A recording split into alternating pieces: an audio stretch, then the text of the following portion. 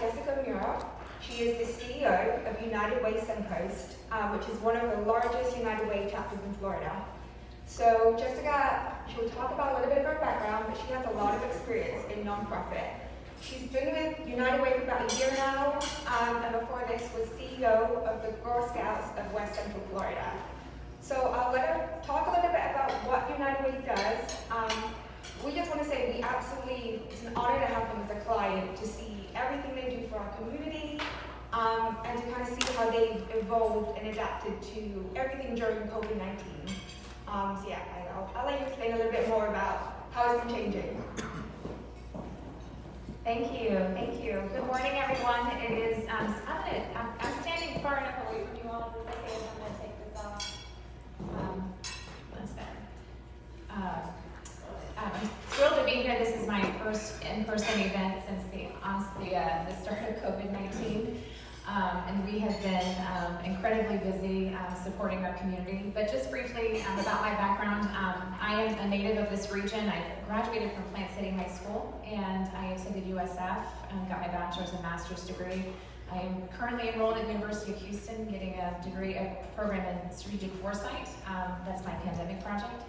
And my career has both spanned for-profit and nonprofit. So I spent about half my career in the for-profit world, mostly at Raymond James, and then I transitioned to the nonprofit sector to bring my business skills there, and best decision that I've ever made in my life. I've led this is my third nonprofit that I've led in this region, and certainly the most impactful and the most challenging year that I've ever had professionally in my life. So when I started at United Way in November of 2019, I could never have even imagined that 3 months later we would be responding to a crisis of this level in our community and across our world. And when we kicked off, we had lots of high hopes for our work and everything that we were going to be doing, and then we started hearing about COVID-19.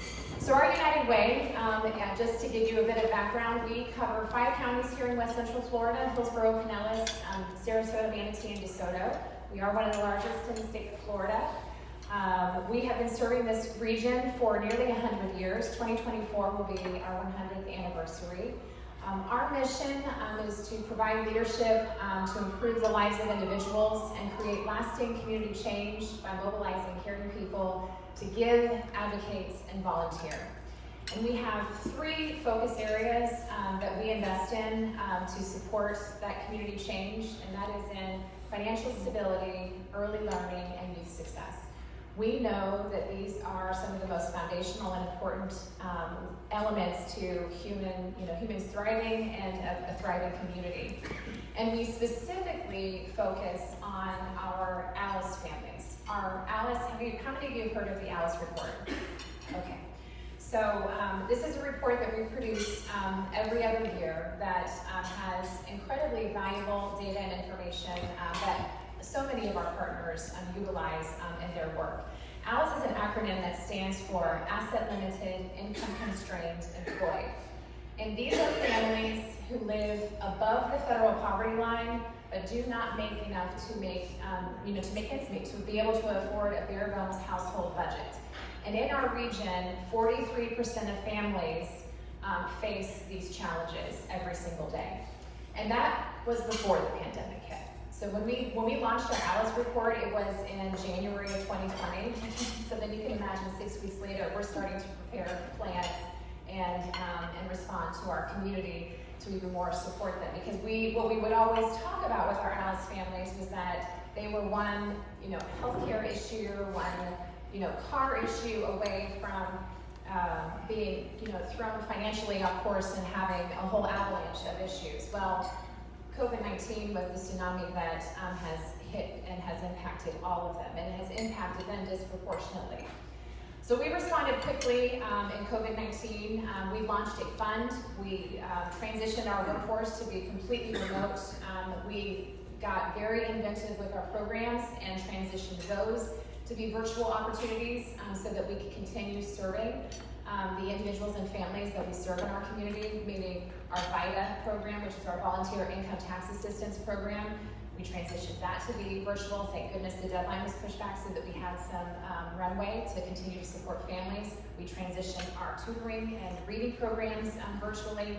We even continue to support our nonprofit partners in safe in-person volunteer opportunities as well as others that were virtual. Most important thing that we did was we raised nearly $2 million in a matter of weeks.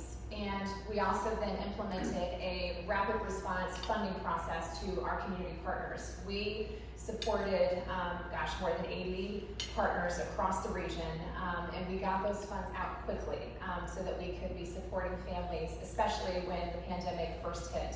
As you can imagine, the biggest needs at the onset were food insecurity, housing and shelter supports, financial stability. We had some of the funding that went to help mental health care as well as PPE, and we also supported some organizations to provide access to child care for our essential workers.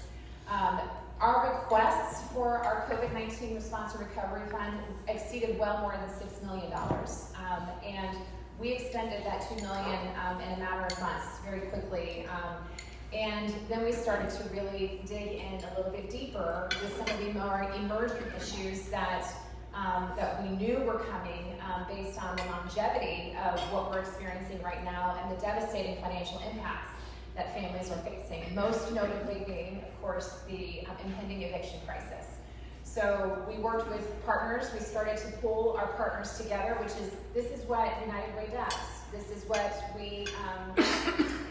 what we are committed to, is that collective impact. It's bringing partners together, those who are serve our communities in the best ways possible, have the outcomes that are meeting our goals and objectives. We bring them together so that we can work together to solve community problems. And so we've done that with preparing for the impending eviction crisis. And we brought our legal aid partners together. We worked with our local governments. We wrote a white paper on the facts about this, what's coming, how to prepare for it, and how to mediate the impacts of it.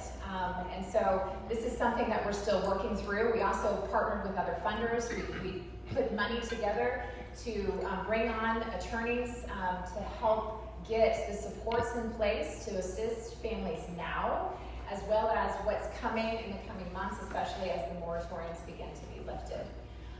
So we did all of this in response to the pandemic, and this continues to be a daily thing that we are looking at, is how we're supporting our community in response to COVID-19. But I'm also very proud to say that we kept our annual investment processes and supports of more than 90 agencies going as well. So we didn't push back our funding processes in the middle of a pandemic. We still kept that going. We still awarded more than $6 million across our region to help organizations continue their great work, and so that those funds that could be used in supporting so many across our region, we continue to provide that support as well. So as we all are doing in our businesses, we are trying to stay the course and continue execution on what we do annually, but it's kind of like changing the tires on a car that's moving. We're also responding to the needs of what happens and what comes up every single day. And that kind of, that experience has definitely helped our organization to become much more nimble and much more quick to respond to community needs, and I'm really proud of our team. So I don't know where I'm at on time, but I'm happy to be here. I'm really proud of our organization. I'm excited about our future and where we're going. We are embarking on a very comprehensive, we're about halfway through a very comprehensive and inclusive strategic planning process to prepare us for the coming years. And so I'm excited about that too. We've done a lot of community needs assessments and feedback. So I can share a little bit about that too. But I'm happy to answer any questions and have a conversation.